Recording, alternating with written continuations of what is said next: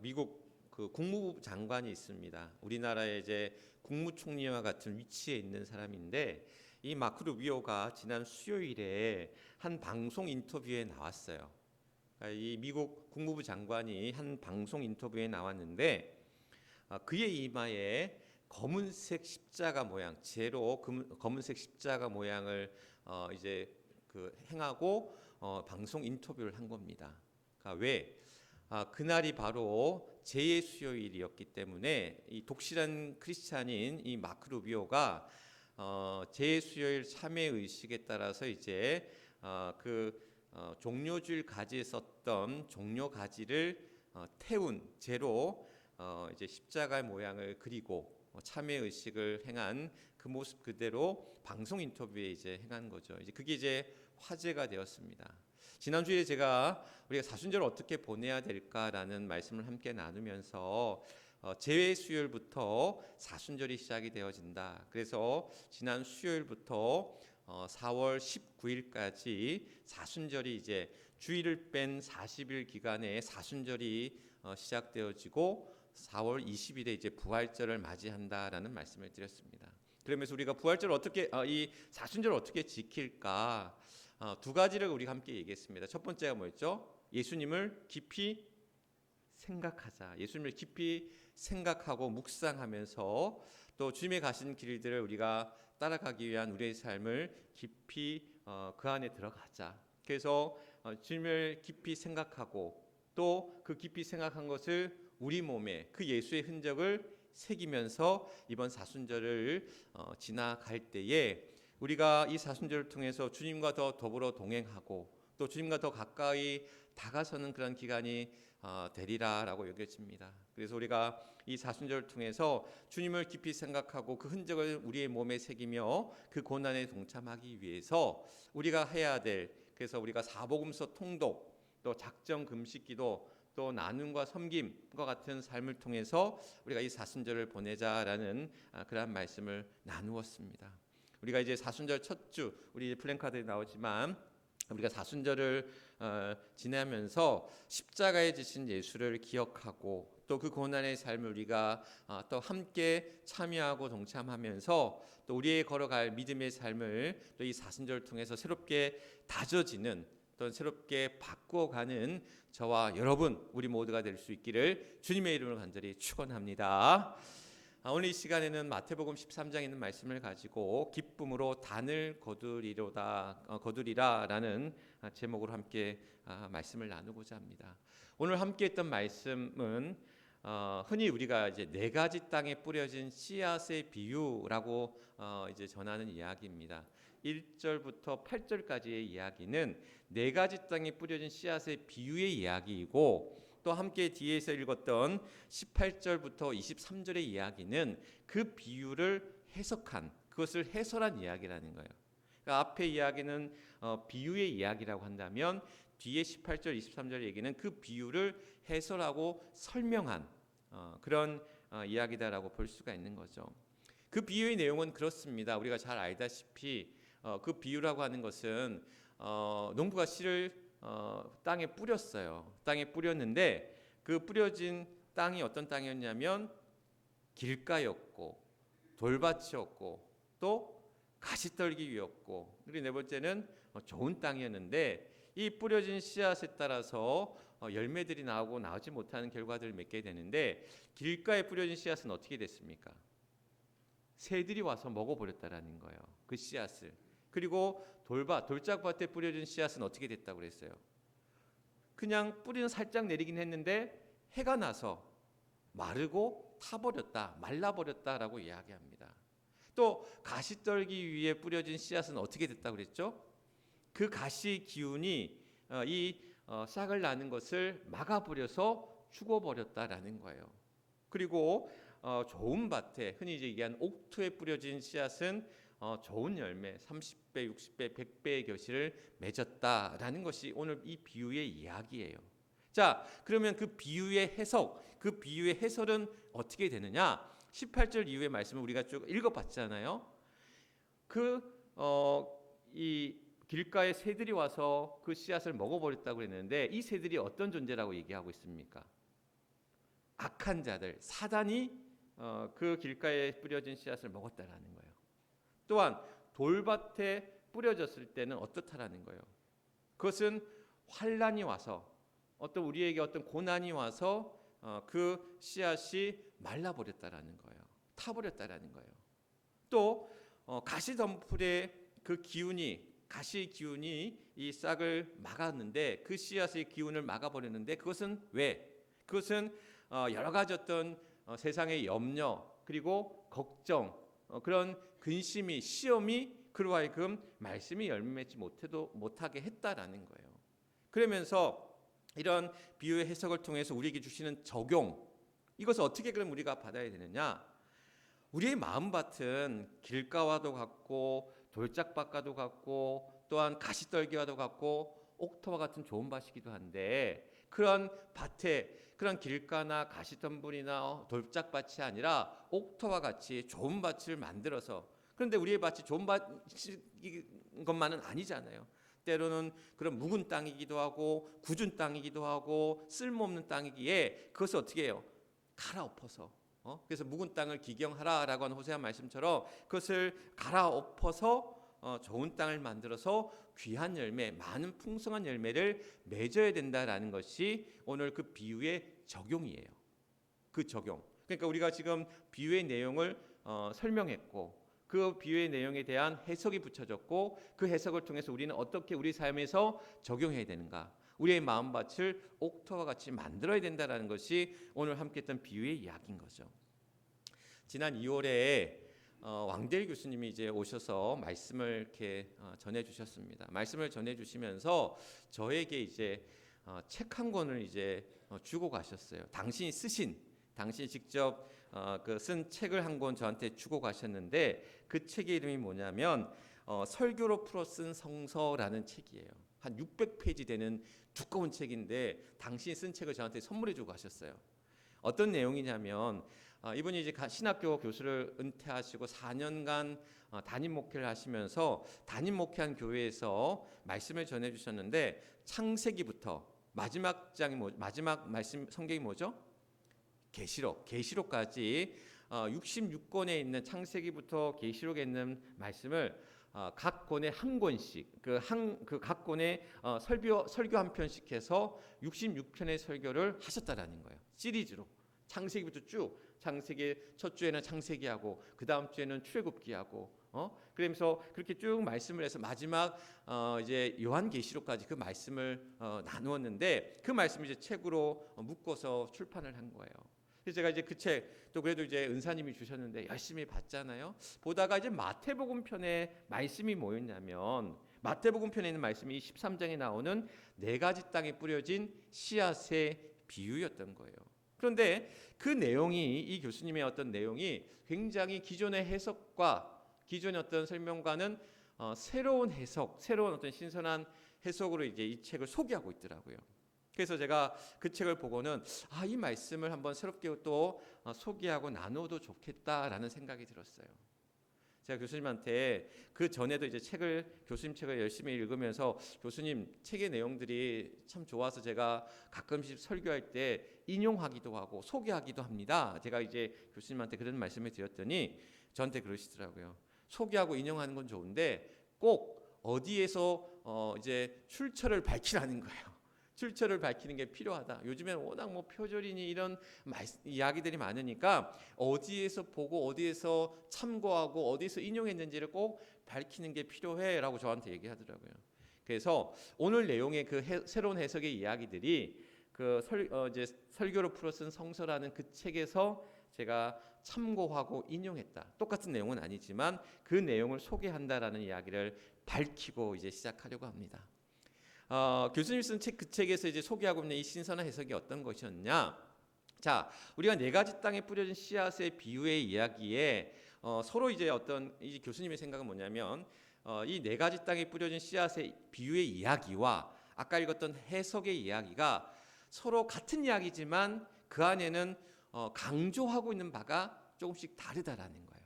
그러니까 강조하고 어느 것을 더 중요시하고 강조하고 있는 포인트가 서로 다르다라고 이야기하는 거예요.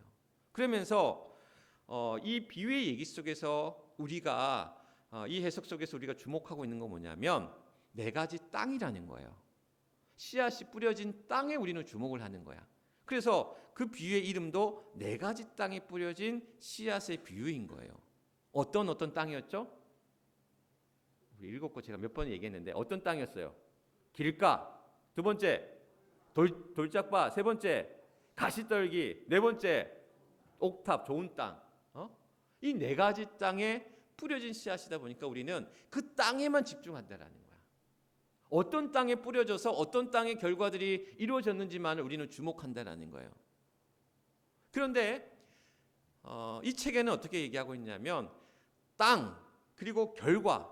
그래서 어떤 땅에서는 어떤 일이 벌어지고 어떤 땅에서는 어떤 일이 벌어지고 그런 땅과 그런 결과에 우리가 주목을 하는데 이 비유에 우리가 달리 생각해 볼 때에 땅과 그 땅에서 벌어진 결과가 아니라 씨를 뿌려지는 행위에 우리가 초점을 맞춰야 된다는 거야. 씨를 뿌려지는 행위와 그 과정을 보겠다라는 거야.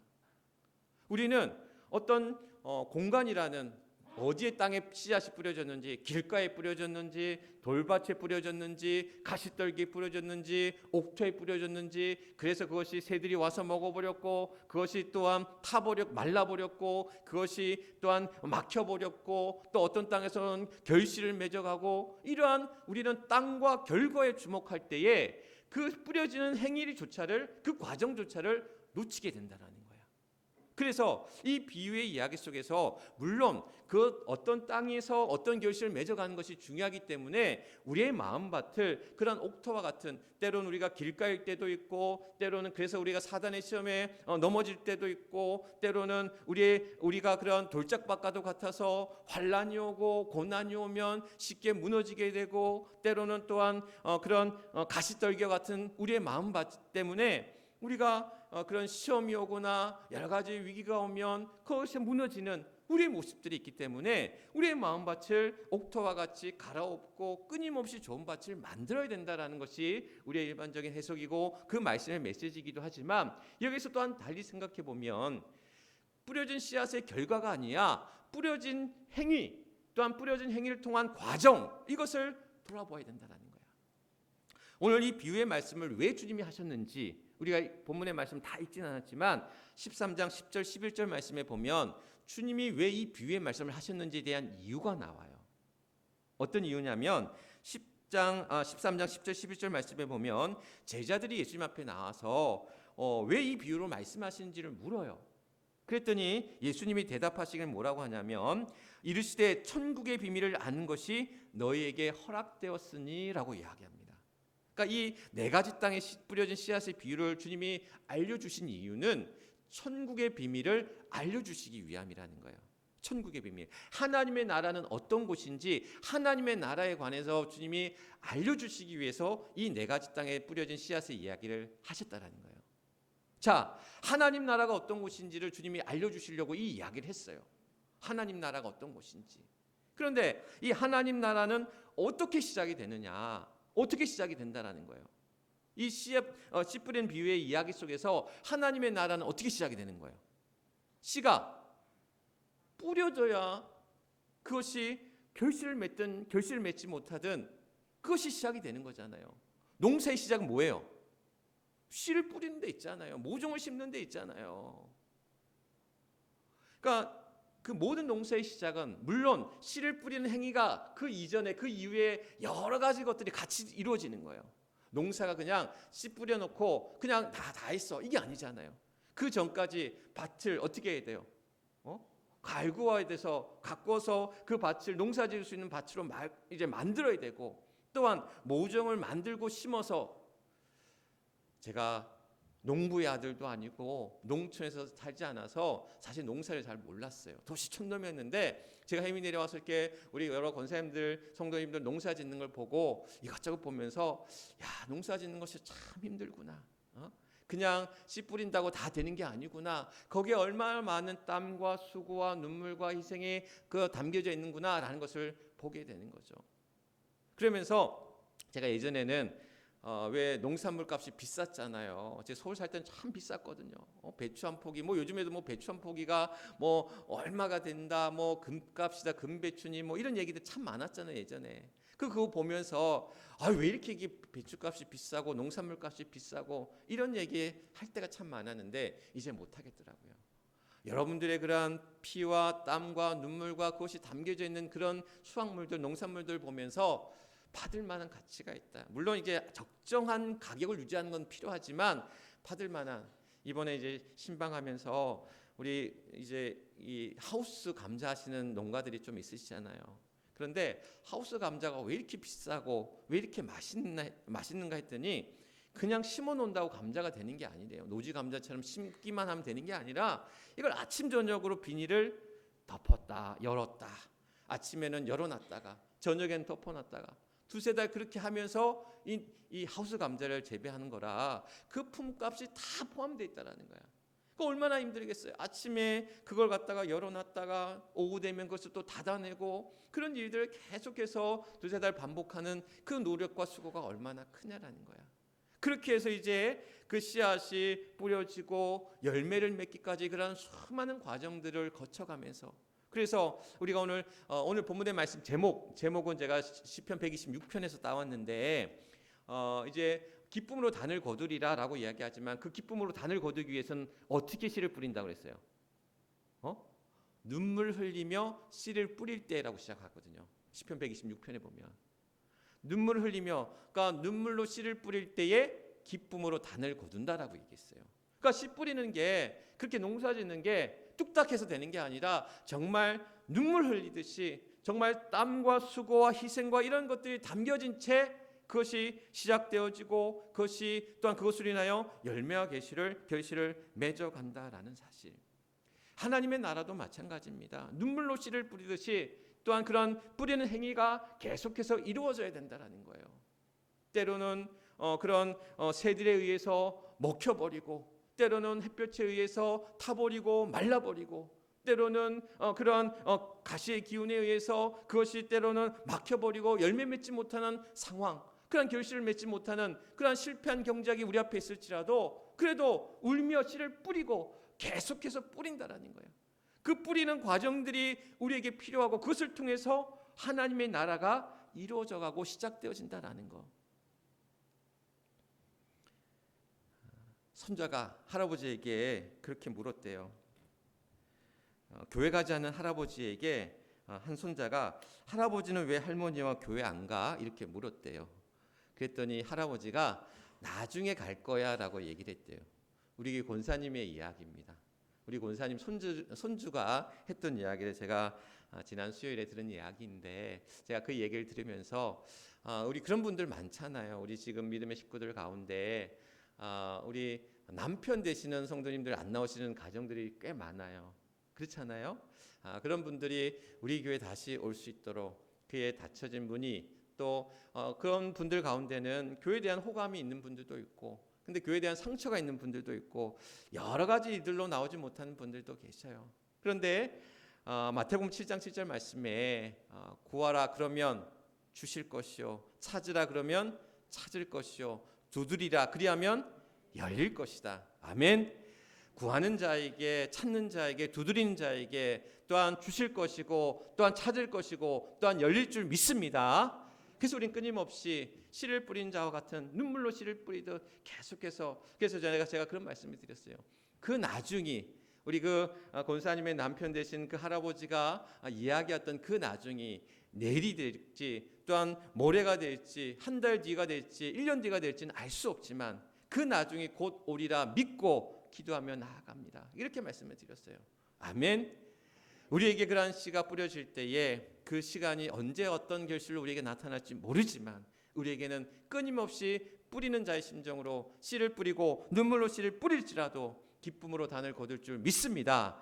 열릴 때까지, 또한 얻을 때까지, 찾을 때까지 또 그 믿음의 길을 멈추지 않는 저와 여러분 우리 모두가 되어야 될 줄 믿습니다. 자, 이렇게 씨를 뿌렸는데 그것이 매번 결실을 얻는 것만은 아니었다라는 거예요. 이 농부도 씨를 뿌렸는데 길가에 뿌려진 씨앗이 새들에 의해서 먹혀버렸다라는 거예요. 돌밭에 뿌려진 씨앗은 빛의 햇볕에 의해서 말라버리고 타버렸다라는 거예요. 가시떨기에 뿌려진 씨앗은 그 기운에 막혀가지고 나오지 못하더라라는 거예요. 우리의 삶도 어떻게 보면 그렇게 먹혀버리고 때로는 말라버리고 때로는 막혀버리는 그런 경험 가운데 살아갈 때가 얼마나 많냐라는 거예요. 믿음의 삶을 살아갈 때 그 삶의 여정 속에는 늘 꽃길만 같고 늘 이렇게 화창한 날씨만 같고 늘 이렇게 따뜻하고 좋은 일들만 가득한 날들이 아니라는 거예요. 비바람이 몰아칠 때도 있고 아프고 괴로워서 눈물 질 때도 있고, 제가 이번 신방 가면서 여러 가정들 제가 몇 번 말씀을 드렸지만 가정마다 문제 없는 가정이 없어요. 기도 제목 없는 가정들이 없어요. 어려움 당하지 않은 가정들이 없어요. 여러 가지 문제들 안고 하나님 앞에 기도하고 기도의 제목들을 놓고 구하더라라는 거예요.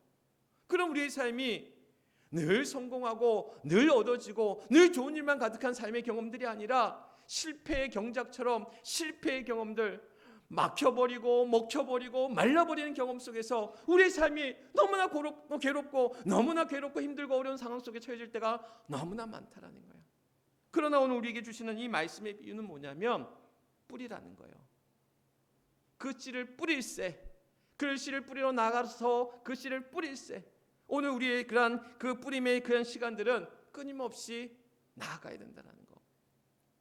얼마 전에 인간극장을 보는데 20년 목회를 하다가 목회를 그만둔, 그래서 지금은 생수 배달하고 있는 한 목사님의 이야기, 가정의 이야기가 나오는 거예요. 자녀만 넷이야. 목사님 가정에 자녀들이 많아. 이제 자녀만 넷인데 이 목사님이 20년을 목회하다가 너무 힘들어서 이제 그만둔 건지 잠시 쉬었는지는 알 수 없는데 이제 목회를 내려두고 이런저런 여러 가지 노동일도 했고 배달도 이제 이런 택배도 하고 하다가 지금은 생수 배달 일을 하시는 그러한 목사님의 이야기였는데, 그럼에도 그 가정에서 이제 서로 그냥 아끼고 사랑하면서 살아가는 모습들이 너무 귀하더라고요. 그래서 제가 보다가 목사님 이야기니까 또 어떻게 하다 그냥 보게 됐어요. 그러면서 이제 거기에 이제 제가 이제 컴퓨터 영상을 봐가지고 이제 댓글이 이제 올라와 있는 걸 쭉 보니까 여러 목사님들이 이제 또 그걸 보고는 이제 알잖아. 목사의 고충 또 그 괴로움 어려움들 아니까 그런 위로하고 격려하면서 빨리 돌아오기를 기도하고 있다. 힘들어도 잘 견디길 바란다라는 그런 응원의 메시지와 함께 다시 돌아오기를 염원하고 기도하는 내용들이 많이 있더라고요. 저도 그거 보면서 오게 하실지 그냥 그 자리에 머물게 하실지는 알 수 없지만, 그러나 하나님께서는 그에게 어떤 맡기신 일, 행하신 일이 분명히 있다라는 거예요. 그리고 그 과정 속에서 그것이 목사의 자리든 아니면 다른 어떤 일반적인 삶의 자리든 그곳에서 하나님께서 그에게는 씨를 뿌리는 행위, 하나님 나라의 삶을 살아갈 수 있도록 그 말씀을 전하고 뿌리며 살아갈 수 있는 그 삶의 길들을 그에게 허락하셨기 때문에 그 길을 멈추지 않고 나아가야 된다는 거예요. 그 삶의 여정들을 향해서 믿음으로 가야 된다는 거예요. 박노해 시인의 3단이라는 시가 있어요. 3단. 단으로 시작하는 이야기인데 제가 한번 읽어드릴게요. 박노해 시인의 3단이라는 시인데, 물건을 살 때 3단을 생각한다.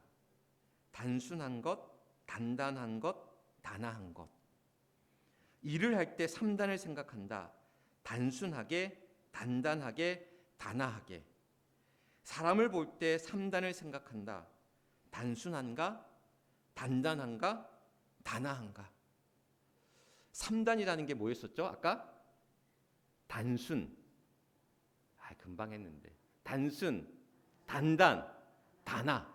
단한 거 뭔지 아시죠? 아름다운 거, 단아하다, 아름다운. 그러니까 이 이야기를 이 시를 보다가 우리 신앙도 그렇게 연결될 수 있을 것 같아요.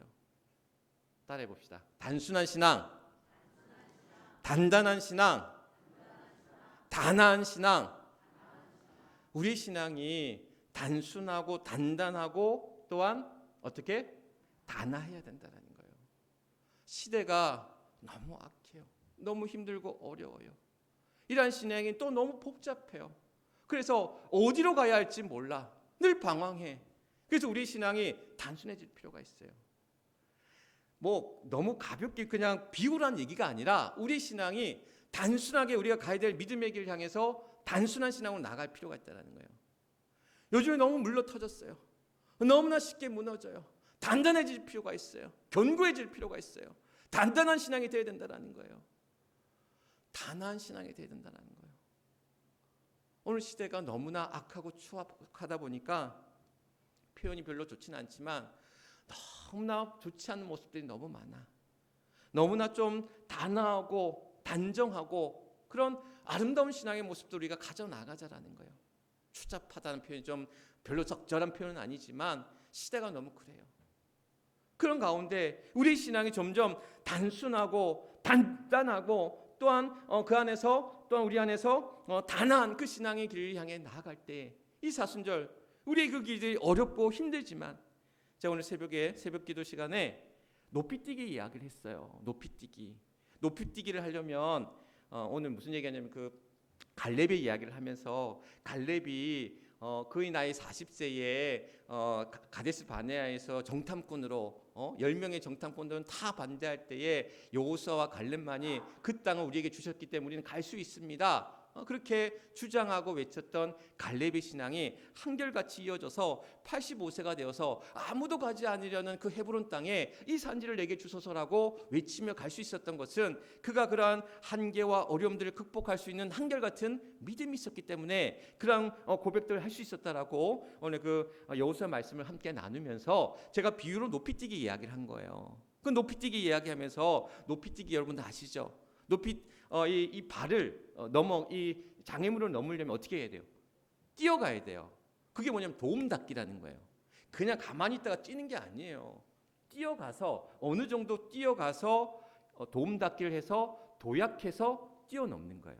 그 발하고 하는 그 장애물들을 뛰어넘는 거예요.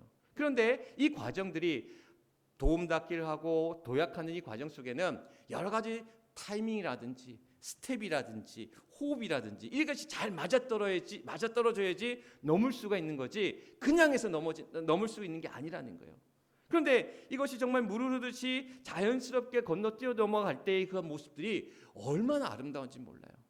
저는 여러 육상 경기 중에서 높이뛰기를 참 그 모습을 볼 때마다 이 선수가 뛰어넘는 이 과정을 보면 너무 아름다워. 이 신체의 이런 곡선을 이루면서 넘어가는 이 모습들이 너무 아름다운 거야. 그런데 이 과정 도움닫기를 하고 도약을 하고 장애물과 또한 그 바와 걸림돌을 넘어서는 이 과정들이 쉽지 않은 거예요. 그래서 계속 실패하고 1차 시기, 2차 시기, 3차 시기 계속 실패하는 거예요.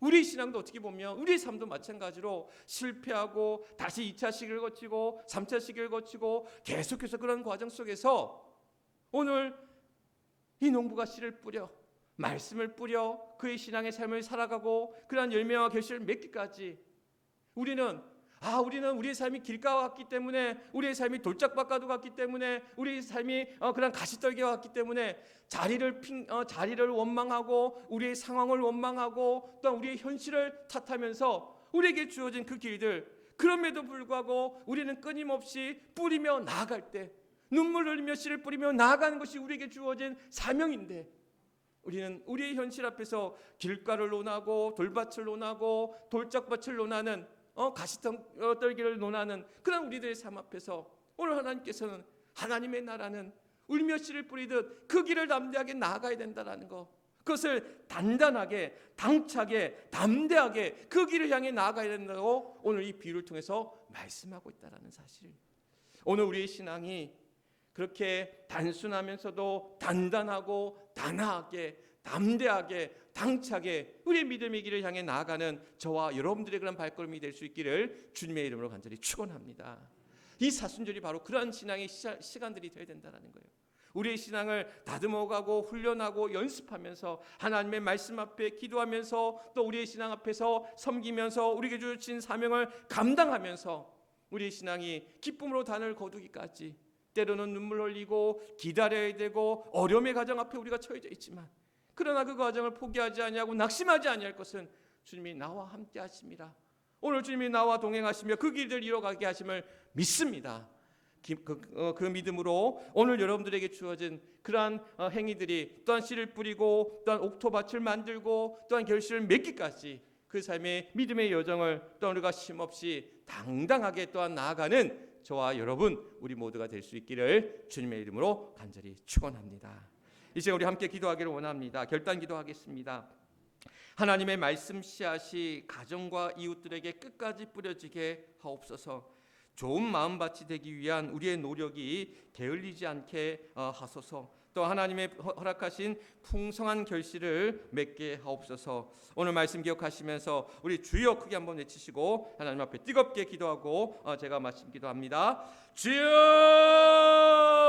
아버지 하나님 감사합니다. 오늘도 하나님의 은혜와 사랑이 우리 안에 머무는 줄 믿습니다. 아버지 하나님, 씨를 뿌리는 또한 눈물로 씨를 뿌리는 자와 같은 그 심정이지만 기쁨으로 단을 거두리라 우리에게 말씀하시고 약속하여 주셨습니다. 때로는 우리의 삶이 길거와도 같고, 때로는 우리의 삶이 돌짝밭과도 같고, 때로는 우리의 삶이 가시떨기와도 같아서, 그래서 사단이 먹고 또한 그러한 여러 가지 환난과 시험을 당하고 어려움을 당할지라도 오늘도 우리에게 결실을 맺게 하시는, 열매 맺게 하시는 그러한 하나님의 은혜와 능력이 우리 안에 머무는 줄 믿사오니, 오 주여, 우리에게 낙심치 않게 하시고 포기하지 않게 하시고 절망하지 않게 하시고 일어서게 하시고 기쁨으로 나를 거두기까지 오늘도 우리의 신앙이 더욱더 단단하게, 더욱더 견고하게, 더욱더 단아하게, 하나님 또한 당당하게 믿음 안에서 나아가는 사랑하는 우리 모든 주의 성도들 되게 하여 주시옵소서. 아버지 하나님, 울며 씨를 뿌립니다. 하나님, 우리의 눈물과 희생과 헌신과 수고를 주님 아시오매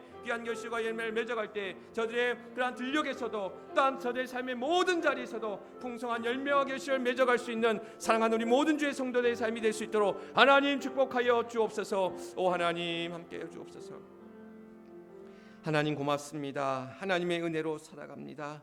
나의 뜻과 생각과 나의 힘과 능력이 아닌 하나님의 그런 생각과 하나님의 뜻과 하나님의 능력과 하나님의 이끄심 속에서 이루어지는 놀라운 삶의 결실들을 우리가 또한 경험하며 소망하며 기대하며 나아갑니다. 울며 씨를 뿌릴 때에 기쁨으로 단을 거둔다라고 했습니다. 때로는 우리의 밭이 길고와도 같고 돌짝밭과도 같고 또한 가시떨기와도 같은 삶의 밭이랄지라도 하나님, 오늘도 우리에게 그 묵은 땅과도 같은 그러한 험한 땅일지라도 또한 그것을 기경하고 갈아엎어서 또한 좋은 옥토와 같은 마음의 결실과 열매와 결실을 맺어갈 수 있는 그런 귀한 밭으로 우리 모두를 삼아 주실 줄 믿사오니 포기하지 아니하고 낙심하지 아니하고 아버지 하나님, 우리의 그런 믿음의 삶을 또한 단단하게, 또한 단아하게, 또한 아버지 하나님 그러한 당당하게 또한 믿음으로 나아갈 수 있는 사랑하는 우리 모든 주의 성도들 되게 하여 주옵소서. 그래서 이 사순절을 통해서 주님과 더불어 동행하는 시간 되게 하시고 주님과 함께하는 시간 되게 하시고 주의 은혜와 능력이 오늘도 우리 안에 머물러 온전케 되는 귀한 이 사순절 시간들이 될 수 있도록 하나님 함께하여 주옵소서. 모든 것 하나님 앞에 의탁하오며